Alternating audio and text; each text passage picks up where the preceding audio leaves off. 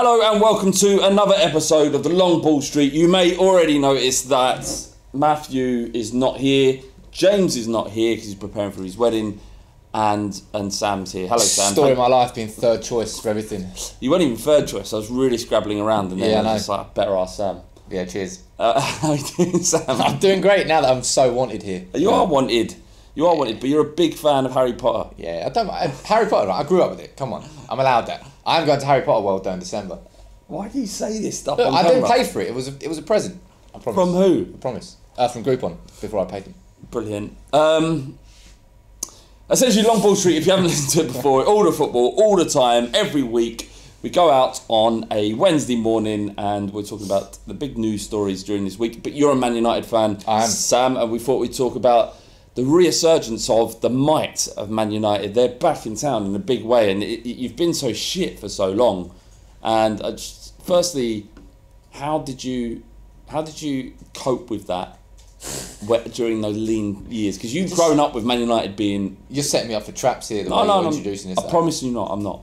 Go on. The United fans really, I've all my mates saying I can't wait until Fergie leaves your club so you understand what it actually means to be a football fan. Yeah. They were waiting for it. Yeah. Yeah. Everyone knew that the fall was going to come, but Fergie's biggest mistake that he ever made was recommending David Moyes. That was everything that happened in that 7 months undid decades of work that Fergie did. It took us a while to recover. Van Gaal seemed like the right man for a season, but then he hit a brick wall.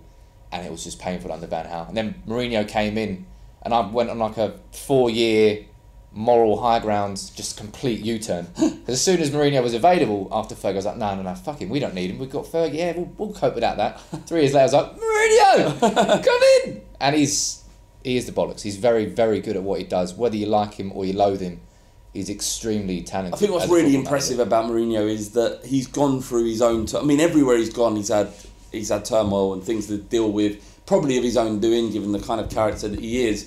But he certainly had that at Chelsea, coming out of that job, having everything go wrong for him pretty much. I think he left them when they were 10th in the league. Yeah. And then he's come into a huge job, arguably bigger than Chelsea. It's not arguably. But it is a bigger job than Chelsea, for sure. Although, not really anymore. No, it really is. Like Chelsea, we all know it's true. Chelsea pre-2004 were just a pretty random English club.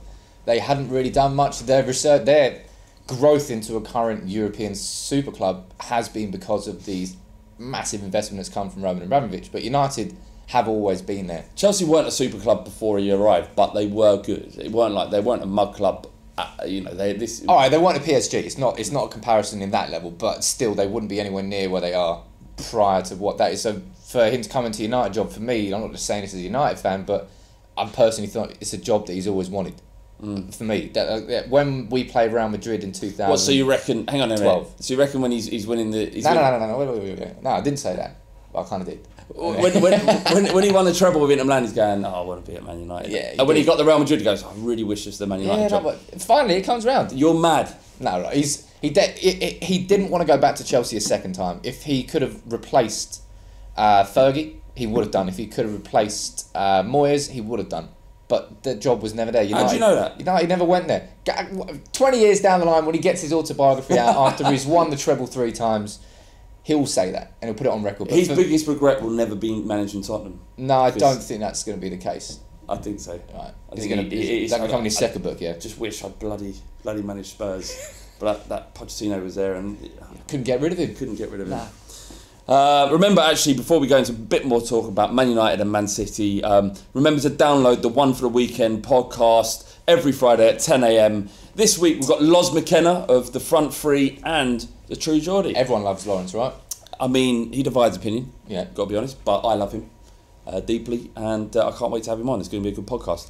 No James this week because he's getting married, as I said. Selfish, James. Yeah, it's a bit selfish. Selfish, really. You're engaged. I am engaged. Yeah. Yeah, cheers, mate. Yeah. Yeah. Yeah.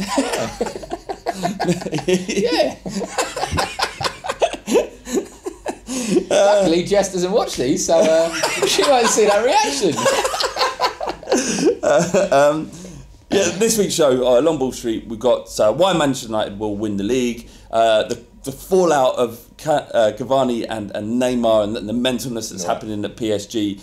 The NFL race row and applying that to English football and the kind of things that we think, what is politics? Should it play a place in football? So we're having a bit of a chat about that. Leeds coming back. Do we want them? No, we don't. And we're going to talk about why. There's also some bits, questions from the viewers, as always. And remember, if you're watching on YouTube, you can get involved in the comments. We've got live reactions. We've got Adam on the ones and twos, who's going to be letting us know if anything interesting has been said on the pod. Any hate for Sam yet? A little bit, but I'll back you up. Yeah, cheers, mate. I'll back you up big time. You Some guy called Hamza said, Sam Peoples is legit the most hateable guy.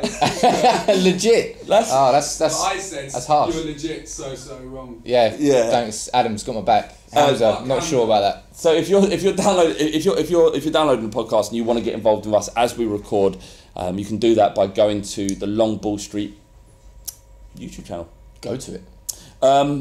What's changed at United from? I mean, even last season, but perhaps under Van Gaal. It was. You could see last year that remnants of Van Gaal and his imprint on the club was still there. It's not a case of the manager leaves and everything that he embedded into the football club leaves with him. And it took Mourinho a little bit of time to literally just wash that out, because the style of there, we had 10 draws at home last season. It's the most we've ever had in the league. So many frustrating games where, unlike Louis van Gaal, where we used to have like 1, maybe 2 shots on target, it was all about 70% possession. Yeah, we had chances, but we just weren't clinical enough. So you saw the progress was there, but it's Mourinho in his second season. He's done it at every club he's gone to. That's when the real progress happens. It takes him a while to get. He needs a couple of transfer windows to actually get the players he wants in. He's done very well in the transfer window. We may not have got Perisic, but that's pretty much the only failure we've had. With Pogba, Mkhitaryan, Bailly, Lindelof, that's question marks about Lindelof's going to be a success. But this year, it was just, we've been pumping teams. It's the thing that I've loved the most about this season. Drew with Stoke, to be fair. We did draw with Stoke. It's a tough game until Chelsea went there and won 4-0. Kind of made United look a bit shit. But the thing I'm really enjoying the most about United this season, we did it against Swansea away and we did it against Everton. As we've been 1-0 up going into the last 10 minutes and we've just scored 3. Bang, bang, bang. And we didn't stop at 2-0. We didn't stop at 3-0. That's what United did. So what is it, just personnel coming in, having the right players in the right places, freeing up Pogba to be as influential as he can be? How's he been this season? He's been great. He was great last season, but because of his price tag, everybody expected a goal and an assist every single game, because normally if you pay that much for a footballer, it's because you're paying for his goals. Whereas in the modern day now, just the money, it makes no sense whatsoever. Just 10 million previously is now the 30, 40 million now. It's just the way it goes. So he really genuinely is cheap. If Coutinho, Barca are offering like 130 odd million for Coutinho, whatever Liverpool wanted for him, something ridiculous. But it's just a coming together of everything Mourinho's done over the last 2 years. Pogba's playing better. Martial's playing a hell of a lot better than last year. Already got 4 goals. Rashford's got 5 goals. Lukaku's got 6 and 6. Like, no striker started more prolifically than Lukaku has for United in a United shirt. Louis Saha's the only other striker to do it. 6 in 6 he got in his first 6 games. So if he scores against Palace this weekend, which, let's be honest, he should, because they're the whipping boys of the Premier League at the moment. Yep. Lukaku will become it's the best ever start to. So everything's falling into the right place for United, and I'm sure we're going to get more injuries, and I'm sure there's going to be flashpoints. We've got Liverpool away October the 13th. That's clearly going to be the first acid test. And what Mourinho bollocksed up on last time, we were crap in the big games away. Drew at Liverpool, lost to you, lost to Arsenal, got spanked at Chelsea. We didn't get 1 point and we scored 2 goals, I think, in all 6 away games last season. That's where United massively need to improve. We should be beating the likes of Swansea. Maybe Everton was probably our hardest game, but we still won that 4-0. We've come through our tests so far, but until you play those top 6, it's just going to be question marks. City won. Have you got any question marks over United yet this season? Left back. Left back's a real. He's gone for Luke Shaw again, isn't he? Yeah. Bloody leave him alone. No, Luke Shaw, man. Poor little fat Luke Shaw. Fucking get dug out by his mate. He's like Rooney. He's not a natural. He's not a natural athlete at all. You can tell he's got to work hard to stay fit. Yeah. And it's been a rough road for him for 18 months. But we're playing Ashley Young at left back at the moment. I think that kind of says it all. As good as he has been in the last couple of games, he's actually young. It's just a bit of a shame that Man City are better, isn't it? Really. Well, they were mint at the start of last season as well, remember. They were storming it until I'm not sure what point it was, and they drew like 3 games in a week, and then the wheels started to come off. But they got the players now. they spent 200 mil on fullbacks or however much it was. That was what Guardiola's Wasn't that biggest. much, but It was a significant amount of wedge. It was about 130 mil. Oh, that's better. It's like there's a whole team Is of that players. right? You got Danilo cost 29, Walker cost 50, and how much Mendy. did Mendy cost? 50. 50 again. Yeah, isn't it? right. So about 130 mil. About 130. It's a lot of money on fullbacks, but it was their biggest weakness in terms of Guardiola's style and how he wants to play. But Yeah. again, I'm hoping they come unstuck at some point. Their biggest test was Liverpool, and after Mane got sent off for kicking Edison in the face, it kind of made that game a bit easy. Yeah, I mean that's probably not a fair test in the end, but it actually shows something that how you can the fact that they still demolish Liverpool, who Yeah, that said weak defensively. that's being polite. But I think what's happening now in the Prem is what everybody expected last season to be, in the two Manchester teams really storming it for an early strong start. Yeah. Because last year we didn't do that, and hopefully it continues this year. But as I said, I'm not going to mark United until I really see it against like the likes of Liverpool and Spurs. We had an interesting question in from Flamen Official. He says, would Flav have it off with a council bin as well? I mean, I'd have it off around the back of a council bin, if that helps. Right by the front of it. Well, people might see you around the front of it. So where do you think you're going to finish this season, Sam? Top two. You don't think you're going to win it? I'm not putting us down for the title yet. No. I think I called it before the season started. I thought you were going to win, but Yeah. I've been surprised at how good Man City are. That said, like you say, last season they won 10 on the bounce. There's one thing I think that Mourinho's definitely got on Guardiola is that, and the same as Klopp as well, is that Guardiola's got his plan A and Klopp's got his plan A, and when it works, they play sexy football, but they're not willing to play dirty. They're not willing to do things to win games 1-0 if they need to really sit back and defend hard. Mourinho knows how to do that. I don't think Klopp and Guardiola tactically is part of their style of play. So I think when it comes to those crunch big games, last year Mourinho failed, but I'm hoping this year that's where we can come trumps. Fair enough. PSG, Cavani, Neymar, what? I mean, it is madness. So the story goes... Shame. The story goes that obviously we saw the fallout between Neymar and Cavani over the penalty. Fucking petty. Yeah, it was pathetic. And so PSG have reportedly offered Cavani a €1 million bonus to give the penalties to Neymar, which he's rejected. It just shows, like, firstly, isn't this about a manager? Shouldn't the manager's decision? This is nothing to do with a football club or chairman. I know how we solve this. We'll throw more money at it. It's £1 million not to take penalties, Cavani. It's not about who's the best penalty taker. Who is... I should have checked this beforehand. Yeah, you probably should have. But Cavani's record of taking penalties is... Let us know in the comments. I'm guessing pretty good. Yeah, otherwise, he's not going to reject €1 million.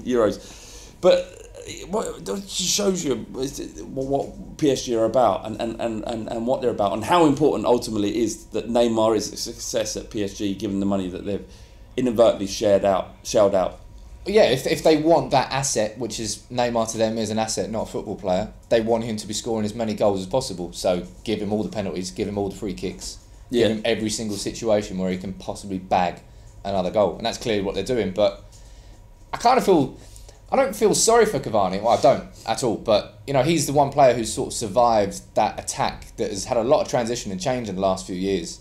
But Cavani's still there. So he must have some sort of value to PSG. Yeah. For him to still be at the club. Well, Celtic, they started Cavani and Mbappe. So Mbappe was out wide, if I remember, and Cavani was a kind of 9. And that was where he was the bollocks at Napoli, when he played with, who was it? Higuain, Hamsik, Cavani. Their attack was amazing that year. And then it got torn apart, and then Cavani obviously went to PSG. But even the fact that we're having a conversation about it is pure madness. The fact that PSG thought money would solve that situation is even more mad. And $1 million to them is what, a few weeks' wages? Yeah. Why is he going to accept? More. It's more. No. What? Imagine turning down £1 million. Well, he has done. Imagine fucking doing that though. Yeah, that's like you walking past 20p in the street. Sometimes you do it, Well, his bonus for being the top goal scorer is also €1 million. which is disrespectful. Sure, if they're offering him the What same, you should do is turn it down and be top goal scorer anyway. as if he only gets $1 million bonus for finishing top scorer. It's quite a lot of money. It's not really. It's not to them. It's a few weeks' wages. It's not. Yeah, it is. You've got to be relative, man. He's going to be on what? 150, 200 grand a week. I don't know how much Cavani's on. Maybe it's quite a lot for him. But they need Neymar needs to be. I think. I wonder if Neymar was given assurances that he would be penalty taker when he signed. you can't put that into a contract. Well, I suppose you can, but I think a player can insist that they take penalties. Yeah. I think the most petty thing wasn't it? They had a free kick outside the box, and Dani Alves took the ball, just like turned around from Cavani like that. Yeah, Neymar Neymar went for it, and then Neymar gave it to Neymar. Did he give it to him? 'Cause Yeah. to me, it looked like he took it out of Dani Alves' hands. So No, Neymar, Neymar took it out of Dani Alves' hands. but you think Alves was complicit in this? Oh, he was absolutely. Yeah. So before he went out, he goes, anytime we get a free kick, right, you just hold the ball. I'll be there. Cavani's going to try and get it from you. Just turn your back on him. And then Cavani was there, like, reaching around like a kid trying to get to the cookie jar, but he couldn't reach it. It's pathetic. Like if I was Cavani, I'd just think, you know what? Fuck you lot. What's he going to do? Get me out of this football club. Where's he going to go? Oh, there'll be players. The people would take him. Yeah, I know Even though, he'll go China, he's one of the players that you just think. You look at him and you think he ain't all that, and then he scores 2 in a game, or he'll do something unbelievable. It's like Benzema at Real Madrid. But it's ridiculous that these players have that reputation. Benzema, Cavani, even Kane did for a while. You know, it's just like they don't look that good, but They don't look like that poster boy. I watch Kane play and I don't understand how good he is, and he is fucking brilliant. It's just I can't explain. Like if you had to explain Harry Kane to someone who's never watched football before, where he's come from and what he can do now, and then even you think, how do you think? Well, he's really accurate at shooting. He's quite good at passing. He's very good at passing.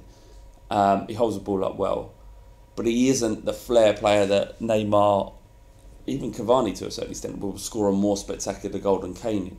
But yeah, I don't know what I'm going with. I love Kane now, so we can agree on that and then move on. Yeah? Yeah. What was that article you wrote about Kane? I don't know, mate. I don't know. Good question. Digging me out there. Mugging me off right in front of all my pals and Hamza, who clearly hates me already. Look, can I just say something about Hamza? Has he gone full circle? No, he said reread my comments. I did, and he said Sam Peoples is the most hateable, likeable person in the world. I said a little So backhanded I don't really compliment know what there. he meant, but it wasn't a full-on. Right, okay. Yeah, so there was some like... It was like, he likes you, but he doesn't, or something. I'll take that as a compliment, I think. I'm not sure. But yeah, what was it, 2015, I wrote an article saying 40 mil for Harry Kane is too much. He'll stunt James Wilson's growth at Man United. Oh, wow. And I keep getting digged out on it on Twitter. It keeps coming back I've said on my this a million timeline. times, but I tweeted something similar in 2011, so that he's not good enough. Is that when he was on like one of his 34 loan spells? He was on the brink of being on the bench. Is all I can. It was like Sherwood. No, would it have been? No, it would have been. It would have been like a 4th choice striker. No, he just came on and just looked like Bambi on ice. He just looked crap. But one of my mates, Windy, who's on the Fighting Cock podcast as well, he's always said this kid is class. He has the ability. He actually used to say that he's not a number 9, he's a number 10, right, because his footballing ability is that good. He just needs a run of games. And he came in under Sherwood, number 37 he was. And he just kept scoring. Like they weren't great goals, but he just kept scoring. And Pochettino took him over. Time. You know, we laughed at him when we said Harry Kane. Windy said that he wouldn't be surprised at the end of the season. We just bought Soldado. Adebayor had come back. He wouldn't be surprised if Harry Kane was our first choice striker at the end of the season.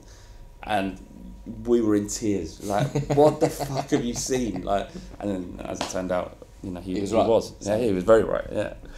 The NFL race route. Yep. So everybody knows what it's about. I don't have to go over it. I don't. Give a little 30-seconder to the audience. So it's about the Black Lives Matter stuff, and Copernic he chose to take a knee during the national anthem because you know he felt he needed to do something to raise awareness about this issue, and as such, as it's turned out, obviously there's a huge commotion about that. As it's turned out, he hasn't. They didn't renew his contracts, and he hasn't got a club. Yeah. Despite being, in my limited understanding of NFL, a very good player. Part of the issue is around the fact that when they salute the flag, it's a military thing. When it actually isn't. You know, it's about being patriotic and, right, and loving your country. But sometimes it gets very kind of. It's very closely aligned to the military, and when you're making a stand against something that's aligned to the military, it really has nothing to do with Black Lives Matter. you're kind of opening yourself up for criticism, and they got that in abundance. But if it's about patriotism, in my eyes, actually doing something you believe will make the country a better place is a patriotic act. I think what he's done is incredibly brave, and important, and a part of, you know, a kind of offshoot from the civil rights movement. You know, no one was giving Martin Luther King in the white community in America huge props when he was peacefully marching to better the lives of everybody, not just black people. I think what I'm getting at here, the question I want to ask is, should, say hypothetically that there was a footballer in England, Lukaku or Pogba or another black player, who decided that they wanted to support the Black Lives Matter campaign, how do you think there's a role for that in sport? Do you think sportsmen have a responsibility to do it, or should they keep it separate? I think it would be unfair to say that they're not responsible. They're role models for a lot of the younger generation. They're role models for a lot of people. So to say that Lukaku and Pogba wouldn't have a responsibility to sort of comment on political matters, I think you can't separate the things. So that's exactly why. So Kaepernick, he set the precedent, but he was the only one to take the knee. Now all of a sudden, NFL owners are doing it. I know that the Dallas Cowboys and Seattle Seahawks didn't even come out for the national anthem. That's what it's reached. It's gone from one person taking a knee to two whole teams not coming out of the changing room so clearly he's highlighted. What we all know is that the Black Lives Matter and the civil rights movement in America is there's always ongoing, and recent events in the last few years with obviously like the police shootings and everything that's gone on there, and the riots that were peaceful that ended up not being peaceful. It's just something like this can become symbolic of something so much bigger, and Donald Trump weighing in and telling people that they're being completely disrespectful, that's not why they're doing it. And but he's trying to paint them as disrespectful. But I mean, fuck what he says. Do you know what I mean? He's like. But he's massively at the centre of it. He's the president of the United fucking States, man. Yeah, I mean, I think what he's done is actually inflamed it. Yeah. You know, he's making players more resilient and more steadfast in their ethics. We had a question from a statement from Luke Campano. He says, "I live in America. Prior to 2009, the teams didn't come out onto the field for the anthem. The Department of Defense paid the NFL to come out for the anthems to make them more patriotic." I have always found it really weird, and can someone comment on me asking about this, is why is the national anthem such a huge thing for American sports? Before any game, it's like, fucking hell. So if you hear it at Wembley, it's like, fucking hell, man, God save the Queen, no, get out of the way. And it's not just when the national team is playing, it's... I know, it's all sporting events. Does it not take away from what it means, the impact of what it means, or is it necessary? I always kind of, there's something in me that enjoys when American boxers come over to England and they play the national anthem, and English crowds there's probably some kind of xenophobic element to it, will boo any national anthem that isn't English, isn't Great Britain. And you see the bemused look on American boxers who obviously have been indoctrinated in this idea that regardless of what's going on in your head, you salute the flag, you sing the national anthem, and you're patriotic, because there's nothing more important than being patriotic in America. And I actually think that some of the acts of the people that decided to take the knee is a patriotic act, but it's a bizarre thing. It's a different ethos, you know. Yeah. Whereas I think you find a lot of people in England are kind of hypercritical about the actions of the country. It doesn't seem to be the case in America as much, and a much more general. That's a very general statement. I'm sure there are many individuals who feel a bit peeved by what's happening in that country. I think at the moment. Like Trump went into this situation and trying to spin a different ethos, trying to say, right, okay, so the players they're taking the knee for this reason now. They're being disrespectful to the flag. They're not being patriotic. Him putting that different spin on it is now, as you said, inflamed it to something completely that now. It's all of a sudden the conversation has become something entirely different as to exactly why Kaepernick took the knee. What he did it for was his reason, which is about the Black Lives Matter movement. But now the conversation is about not being patriotic towards the flag. Just one more thing on Kaepernick. You know what he did And the result, the fallout of what he did, is the very thing he was campaigning against. You know, he's now a black man who's out of work for standing up for something he believed in. There's nothing, you know, in the land of the free, or any country that allows free speech, you should never be victimised because you've cast an opinion. And I would say that even, I'll tell you a good example, an example that's similar, in that it causes offence and people react. So we on the Fighting Cock, we got tweeted this picture of West Ham fans holding a Lazio flag up with doing the Sikh Heil. Right.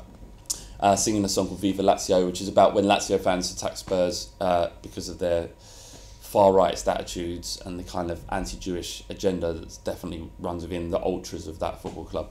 So West Ham fans celebrate that event as something to, you know, and sometimes when rivalry in football, you kind of say and get caught up in things, you know, and you do things that are distasteful. But we had this guy tweeting us saying, report them to the police. If more people report them, then they're gonna, you know, the police will have to arrest them and ban them or whatever. And I was thinking, well, I mean, I don't agree with what they're doing. I don't think that it's acceptable. It's offensive to a lot of people, but they have a right to display their political beliefs, even if they are abhorrent, and they're abhorrent to me. So I didn't feel like grassing them up to the police, even though what they were doing was I'm strongly against and don't agree with in any way. It's a thorny issue. And I did actually, for the record, just have a look on Google and see if it is illegal to do a Sikh Heil in England, and it isn't. It's just that you can disagree with it. It's not actually illegal. There's a famous, I can't remember what the guy said. The guy's name is, but he says I may not agree with what you have to say, but I defend to the death your right to say it. And I think that same principle should be applied to everybody who is. Every free man should be allowed to cast an opinion. If we're looking to box this NFL race war off and say, what's the conclusion of this? How does this end? How does it end? What? It ends by Black lives becoming prominent and the world being a better place for everybody, a more accepting and understanding place. That's how it ends. It ends if it was just Copernic and no one else, but this is building, and the fact that Trump is such a divisive and frankly a fucking arsehole, right? The fact that this man has come out against it only strengthens this campaign. It makes you more open and more accepting. The fact that I'd rather spend time with Copernic than Donald Trump. You know what I mean? And I think ultimately there's more good people than bad in the world. There is, and fingers crossed they come through. But yeah, it's definitely something you can't ignore now. Would you?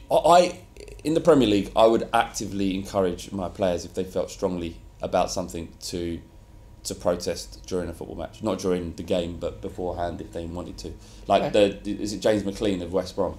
That was when he did. Was that the national anthem? So he was. He doesn't wear the poppy. He doesn't wear the poppy, and when the national anthem plays, he stands in a different direction. I think, if I'm right. And again, it's not. That caused massive controversy, wasn't it? It was just one player. James McLean is from an estate in Northern Ireland that had something like 9 deaths during from like the British Army. Yeah, during the trouble. So of course he's not going to wear a fucking poppy. Well, yeah, and also people are a product of of others around them. You know that there's something that winds me up about Labour voters going crazy about Tories. He's a Tory. He's a product of his environment, like you are. You hate Tories because you're a Labour voter, because you've been brought up to believe that. They're Tories because they've been brought up to believe it. Yeah. If you were born in their shoes, you would be a Tory. It's the same thing, it's understanding other people and not being so quick to judge. And the biggest problem the Labour Party has is the people that vote Labour, because they can be annoying and pious. And so can everybody, really. Yeah, but they're more pious than I'll tell you one thing.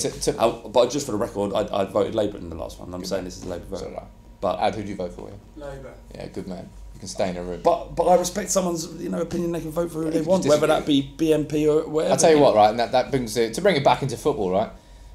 Me being a United fan, I get it in the neck, born in Essex, I'm from the south, why am I supporting United? But exactly what you're saying there is exactly why I'm a United fan. You know, Labour, if you're a young son, your dad's Labour, you're brought up, you're going to be Labour. Game, set and match. Yeah. My son, what team do you think he's going to support? Man United. He has no choice. Yeah. Before I knew what football was, I had Dennis Irwin wallpaper and Andy Cole stickers on my... I had no choice. My dad indoctrinated me into Manchester United before I understood what regional differences were in football. And by that point, you've chosen your football team. You can't... To then switch allegiances, it's not even comprehensible as a football fan. I saw a tweet, a guy from a West Ham fan. He said, who do you support? Who was the team closest to where you was born? Yeah. And what's the closest team you live to now? Let us know in the comments, because I found this fascinating. Who do you support? What's the team closest to where you were born? And what's the team closest to where you live now? Mine was West Ham. I was born in Woodford. I think if I've got my geography right, that's West Ham. I support Spurs, and I live closest to Arsenal. and I grew up in Holloway, so It's you like could a say big Arsenal. mix of London. But it was my old man. It was my dad was Spurs. My older brothers were Spurs, and that was it. There was no choice. There was zero choice. Yeah. Like when Arsenal play now, I can hear them from my back garden. So that's how close I am. That's how close I was growing up. Kind of off-putting that. It's horrible, mate. It's horrible. It's been great in recent seasons. But you know, it's a funny one. Let us know in the comments below. We'll read some out if there's anything. Yeah, it's a good interesting. question. That. Leeds coming back up. I mean, Leeds and Man United. So Leeds are flying. Like, you know more about Championship than us. Yeah. Leeds are flying at the moment, right? Tempo League. They are. And Top of the league. and they've come a long way from the kind of mess that they were in only a year ago. I think Gary Monk stabilised them. Yeah. And who's in charge of them now? They've got a Danish manager called Christensen. Yeah. Right. But I know it's early, but they look good, and it looks like it might be their year, finally. And obviously the cliche about Leeds is they're a massive, massive football club, and they are. You know, they're huge. And Their average attendance is like 32,000, I think, at the moment. wow. It's phenomenal. Their attendance has never dropped below 20,000 out for the last 20 years. It's never dropped below 20,000. And Even, again, even in the depths. another cliche. Their away support is fantastic as well. All they do is bang on about their away I support. mean, it's one thing that I think most football fans have in common is nobody likes Leeds. Do you like? Dirty Leeds, yeah. No one likes them. No, I mean Leeds were the first club to call Spurs fans yids. First group of supporters to what do you call it? Marginalise us as a Jewish football club. That's where your dislike of... No, not really. I kind of always hated them when they had Rod Wallace and they used to tear it up against Spurs as a kid when I didn't know what Leeds were or that their fans were like. Not all of their fans, but some of them. I mean, United got a long history with Leeds, which I don't... It's about competition though, isn't it? Yeah, it was back to like when they had Don Revie, we had Busby after like the 60s, was when we won the European Cup. Yeah. They were like fierce games. And then 90s came along, Leeds won the Championship with Cantona, 91, then the Premier League started. Yeah. We signed Cantona, then we won the league. And then Yeah. we had a real fierce rivalry that was kind of like Leeds, that was the way down for Leeds from there. Well, Leeds also have Chelsea as well. Mm. And obviously there's the Yorkshire derbies where they would be fierce. But I'm quite looking forward to Leeds coming back up if they do make it up, because that it's another feisty game, and I love a football match when the air's thick with potential for a little bit of not trouble, not like fighting, but like a little bit of like needle tension. back and forth. Vardy. Argy, yeah. Yeah, but as much as I dislike Leeds, I would rather have a home and away game against Leeds than Brighton and Hove Albion. Mm. It's just got a bit more about it. Yeah, I remember when Spurs played them in the League Cup, and who's the forward they had? Good. Jermaine Beckford, yeah. He scored a fucking Old Trafford as well, didn't he? Yeah. Decent little player for that level, but did all right against when he stepped up. And it was aggy outside. It was it was a lot of fun, and it's always fun because ultimately no one's going to get hurt because there's police horses and whatnot. No one fights outside of the ground really, generally, unless you want to get nicked. And those that really want to fight find a way to do it outside, away from the pitch. So you can enjoy the kind of this weird situation that you're very rarely in. And that's what's so great about these games is you're removed from your life.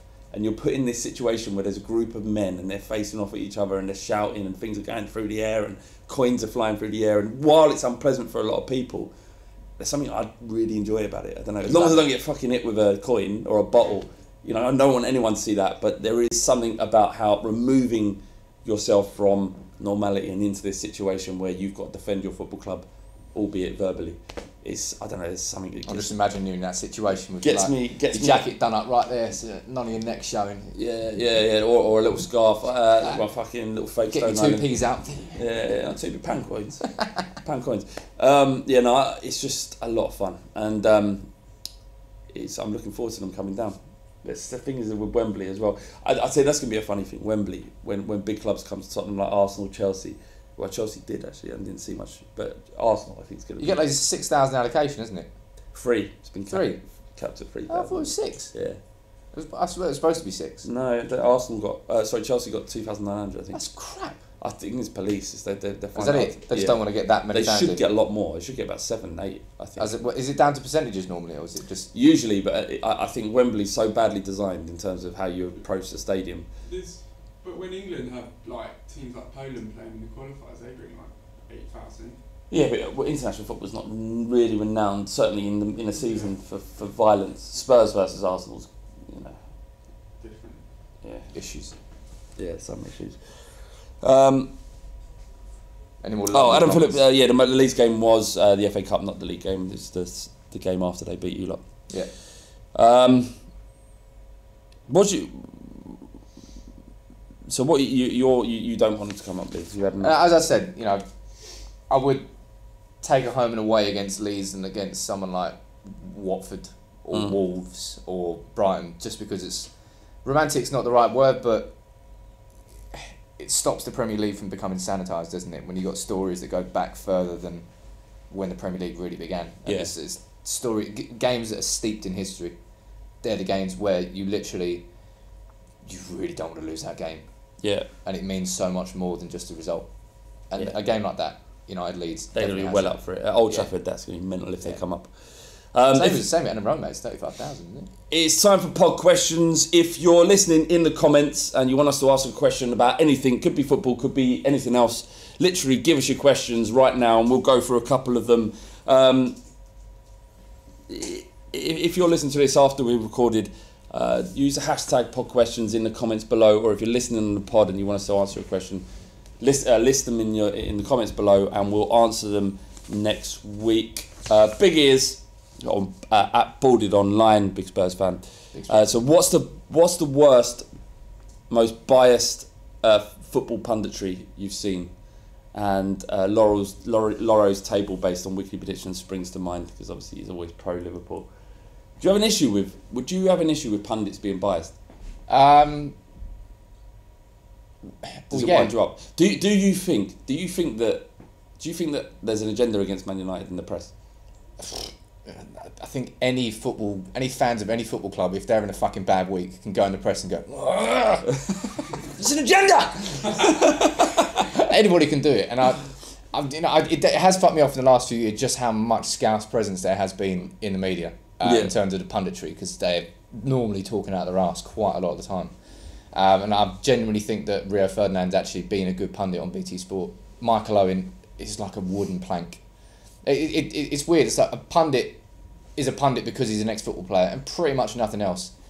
Whereas there could have been a lot of people like me and you who could actually probably have a conversation about football a little bit better than Michael Owen or Graham Souness could. But because they're ex-footballers, they automatically get the job. That's a little bit of a gripe. Where do you stand with Chris Sutton?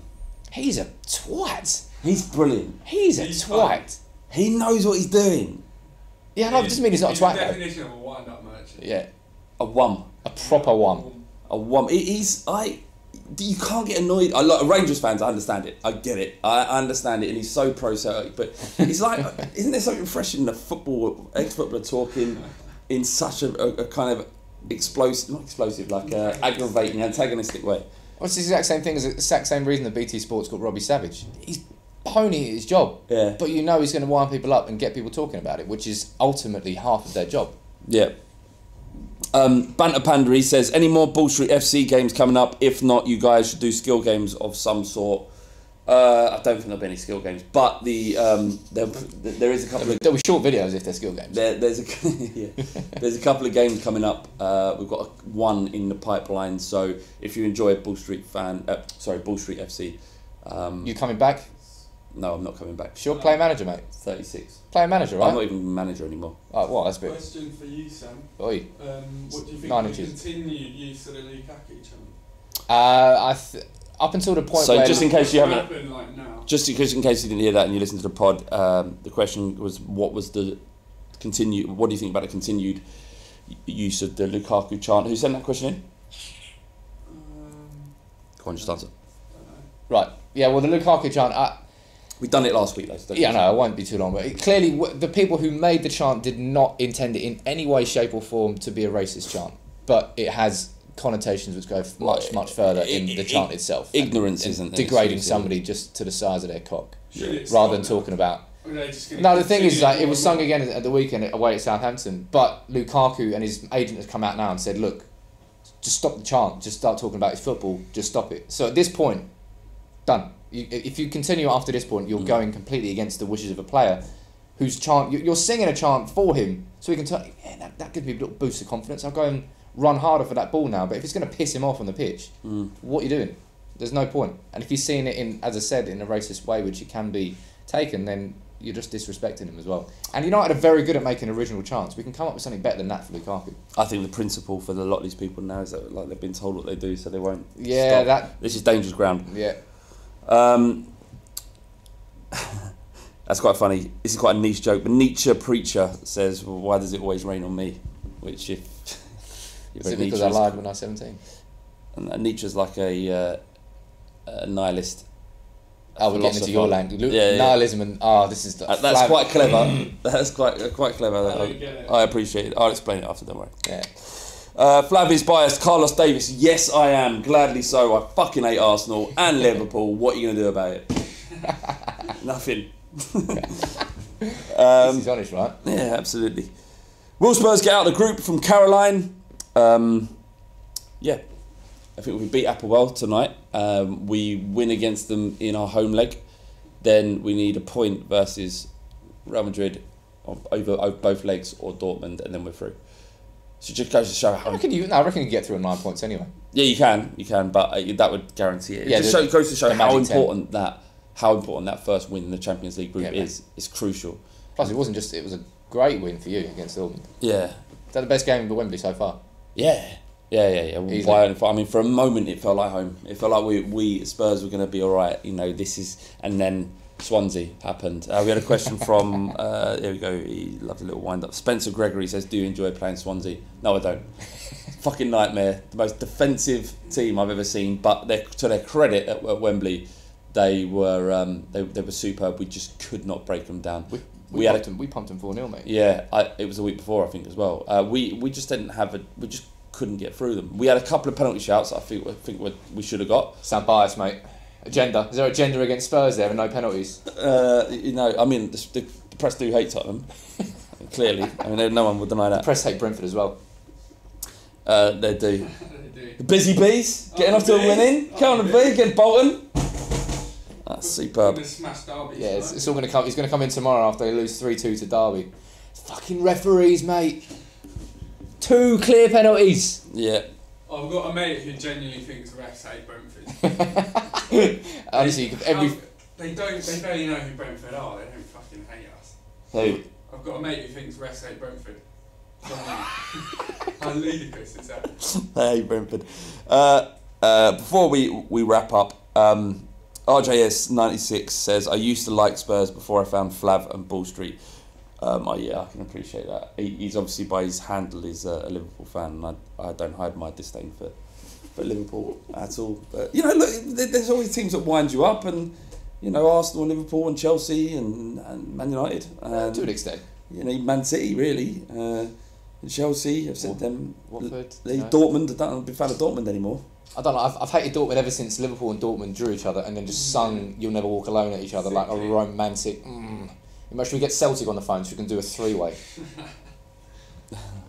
All right, that's it for Long Ball Street. Thank you so much, You're welcome. If there's any other time where 3 or 4 other people drop out and you need me, I'm here, mate. Thank you. I'm here. But if you want more of me, comment saying that. Yeah, just comment saying more Sam, nothing else. More Sam. Remember to leave your questions, pod questions, #pod questions in the comments below. Hit us up on the Long Ball Street. We're nearly at 1,000 followers now at the Long Ball Street. And remember, most importantly, download One for the Weekend podcast brought to you by Fan League every Friday at 10 a.m. Every Friday at 10 a.m. We record it for YouTube, but we also can download it for you to walk about if you want. And the idea about that, right, is just to look to the weekend. It's One for the Weekend. All the You're football there, weapons, going out having some beers, chatting up some nice little treacles as you go to the football. Well, whilst listening to the podcast. Whilst listening to the podcast, have a few beers with the boys. And if you're a female, talking to a few, what's the opposite of treacles? Munters. Munters? No, I think you've missed the first part of that conversation, mate. No. Yeah. Treacles. Treacle. No, the opposite, the male opposite. Yeah. For treacles of women, what's a geezer? Anything for birds and that, Sam? I don't know. Married? What are you saying, Ed? Got chirpy? What am I saying? Went on a date last week. You went on a date last week. Right. Go on, tell us. How did it go? It was good. Yeah, you had a good time. Yeah, enjoyed it. Right. But no conversion. But that's all right. It's not all about converting. Yeah, that one was about converting. Do you know what I mean? What do you mean you thought you was in? No, that wasn't a date that I was like, oh yeah, this could be a thing. You were just looking for an in and out. Yeah. Is she aware of this? Your feelings? Might be. Is that the night? So what have you got? Have you got another date lined up or what? No, I haven't. I'd like one. Anyone out there? What? Any hot totty in the comment? What you're asking anyone on YouTube channel? Have you seen the Any YouTube? lads out there? Any lads out there want to go take Adam out for a nice slap up meal? No, He's ready. ready and raring to go. And buttered. Alright, this is turning into a farce. Thank you once again, everybody downloading. Please share, tell your mates. The best way to find out about podcasts is to share amongst your mates. Say, I know this good podcast, or I know this podcast and this prick called Flav is on it. He's going to wind you up, or he's completely insipid and you won't feel anything at all. Worse. I think I'd probably listen to it more because of that. Hit the button, Ad. Hit the button. Boom. See ya. See ya. See ya.